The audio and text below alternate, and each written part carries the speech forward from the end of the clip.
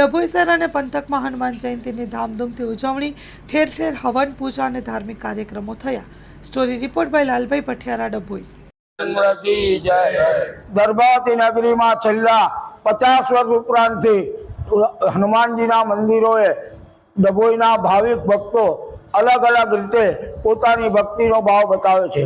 તે રીતે bank of બરોડાની સામે આવેલ ભારત ટોકીજ પાસેના હનુમાનજી મંદિરે રામદેવ ગ્રુપ દ્વારા દર વર્ષની માફક આ વર્ષે પણ ભગવાનની કૃપા પ્રસાદ પ્રાપ્તિ મેળવવા હવનનું આયોજન કરેલું છે। કુલ્લે 13 કુંડો છે અને લગભગ 111 ભક્તો એમાં ભાગ લઈ રહ્યા છે અને આ હવન પછી પૂર્ણાહુતિ પછી મહાપ્રસાદીનું પણ આયોજન કરવામાં આવેલું છે।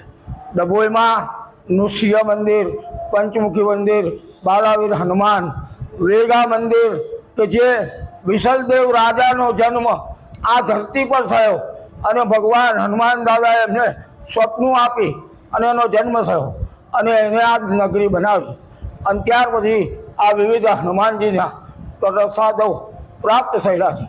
ગર્ભવતી નગરીમાં કોઈને પણ કોઈ પણ પ્રકારની તકલીફ આ હનુમાન દાદા પડવા દેતા નથી।